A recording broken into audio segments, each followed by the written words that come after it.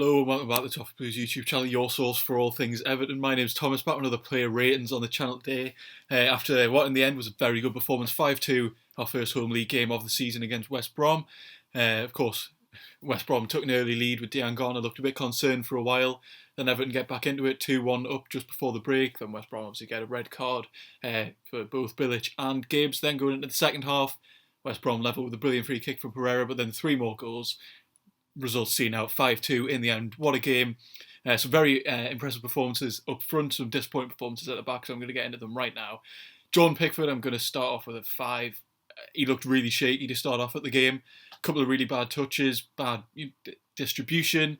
Should have done much better, I think, for Diangana's goal. Not much he could have done for Pereira's, but a disappointing performance, especially considering how well he played it against Spurs on the opening day. Made a couple of really good saves, but today looked a bit shaky. Him and Mina giving everyone a heart attacks for the majority of the game until we settled in possession later on, of course, when they went down to 10 men. Next up, Seamus Coleman. I'm going to give him a 7. I thought he performed really well. There was a couple of times where he looked a bit exposed, but I think that was more to do with Yerry Mina's positioning. Diangana was finding a lot of space in between Coleman and Mina, but Mina was charging out a lot.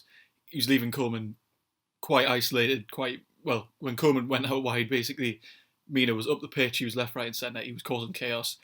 Quite a disappointing performance from Mina, but we're going to get into him. Coleman, I think, did brilliantly getting forwards as well. Of course, providing the width when Hammers drifts in into a more central role. So, yeah, very happy with Coleman. Give him a 7 out of 10. In terms of Yerry Mina, I'm giving him a 5 as well. He looked really shaky today. He looked poor on possession at times. His positioning was quite disappointing. I'd say I put the majority of the first goal down to him as well. He didn't press Diangana at all. Diangana was allowed plenty of space to run at the defence. Mina did very little to stop him. So I'm going to give Yerry Mina a 5, but his partner, Michael Keane, I'm going to give a 7. Of course, getting his goal, he scored against Salford on Wednesday. He's now scored on Saturday against West Brom in the Premier League. Very happy again with his performance. When Mason Holgate comes back from his injury in 2 or 3 months, it'll definitely be a Keane and Holgate partnership, of course, as long as we don't sign a real top-class centre-back. Really impressed with Keane again.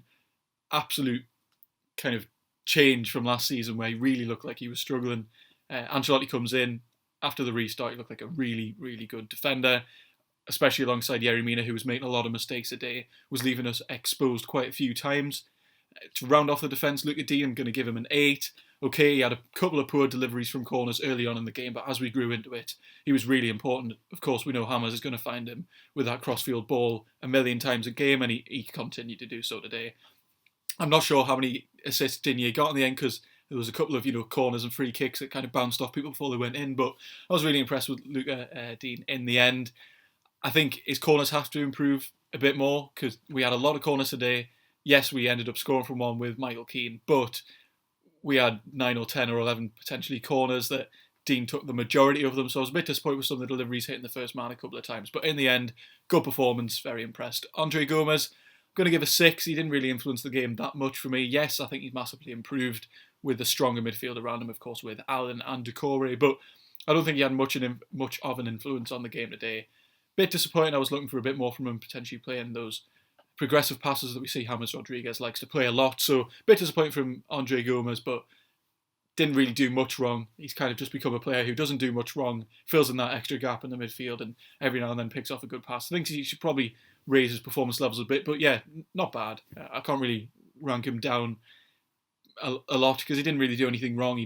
I don't feel he had much of an influence on the game. Next up, Allen, I'm going to give a 7. There was a couple of times where he's caught off position. He likes to chase the ball a lot, we know that, but he's being asked to play a role which he's not fluent in. He is being asked to play in that 6 kind of holding defensive role instead of being allowed to free roam, chase the ball around, as I mentioned, as that tackler. But when he is next to a player, he's a brilliant tackler of the ball. He likes to win it back a lot, and it's something we desperately needed last season, and we've got it in abundance from him. Okay, his positioning could improve slightly because of the system we play, but I think we need a player like Gbamin to come back to play that really sitting kind of defensive midfield role, allowing Allen to have the room that he likes to do. So I was impressed with him in the end. Massive, massive player for us. He's going to be all season. Brilliant signing, just over 20 million. So very impressive. Next alongside him, Abdoulaye Doucouré. Again, another solid game. Didn't really kind of set the world alight today, but he didn't really have to. I'm going to give him a 7 out of 10 as well. I think he does all the dirty work that maybe he's left exposed sometimes by Mina. That partnership with Mina and Coleman. Sometimes Doucouré was left to pick up the pieces basically alongside Allen. But very impressed with Decore again. Another absolute steal, just over 20 million as well, it seems like. So very, very good performance of Decore. Got a yellow card in about the 15th minute, which is what it is. He obviously stopped a counter-attack, but very impressed with Decore again. He's going to be a very important player alongside Allen going forwards for us this season. So those two I'm giving 7s, not because they set the world alight, but, really, really important players. Very, the engines in the midfield want to win the ball back and a lot more composure on the ball than we've seen in the past. Then going on to the front line, I'll start with the lowest of the three.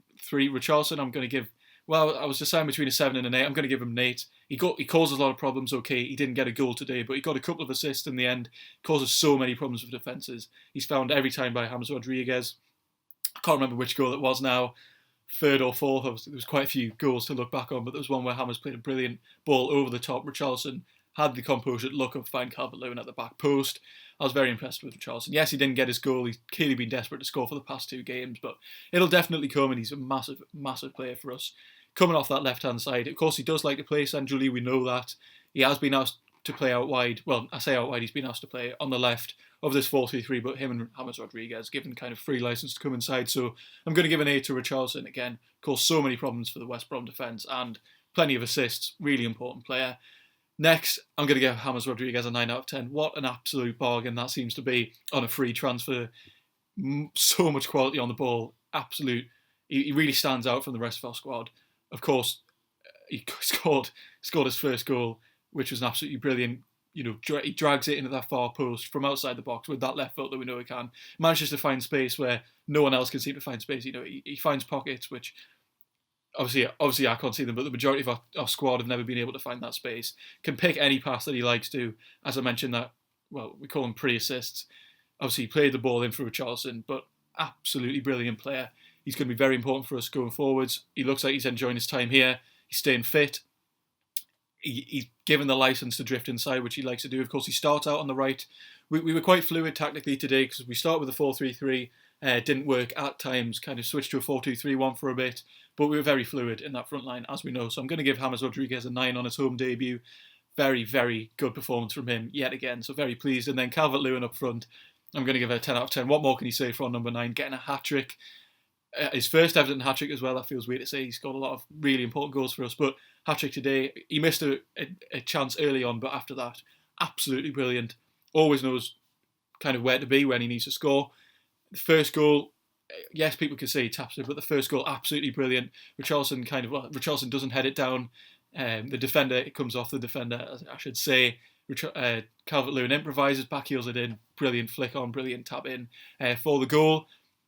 Yes, then he taps it in from a Richarlison pass, but you need to know where to be at the end of the day, and that's what Calvert-Lewin's really good at. And then his hat-trick goal from a corner, hits off the back of his head, absolutely brilliant.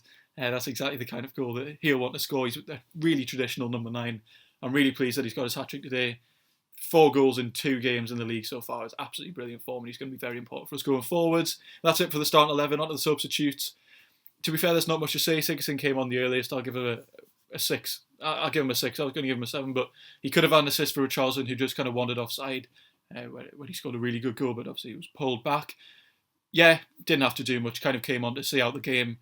Was a much more composed player on the ball. And Decore is a very composed player on the ball, but Sigurdsson is meant to be a ball player midfielder compared to Decore. But very pleased with Sigurdsson yet again. After midweek when he got his goal and assist, he's clearly improved coming off the bench. He's not going to start. I say very impressed there, but he's not going to start. Yes, he can come off the bench sometimes when we're trying to see out games. He's going to set on the ball when we're not under much pressure. That fits his role a lot. Can I see him staying? Probably. I can't see anyone paying his wages, but not a bad option off the bench, and I think the system suits him a lot when he's got the protection of Allen or Decore next to him. On to Iwobi, didn't really have time to influence the game, and Moise Keane, I'm not going to give a rating either. So let me know about your thoughts. Give us your player ratings. Tell me if you agree or disagree with me. Absolutely brilliant performance. Check out the match reaction by James as well. Check out the Toffee Blues social media. Plenty of reaction coming up from today's game, and of course we'll have our extra time video coming out in the next couple of days. So as I mentioned, let us know what you think down in the comments. Is Calvert-Lewin your man of the match? Of course he was mine. Is Rodriguez your man of the match? Were you impressed with Richarlison as well going forwards? Obviously not getting the goal, but still an impressive player nonetheless. So thank you very much for watching, and join us next time on the Toffee Blues.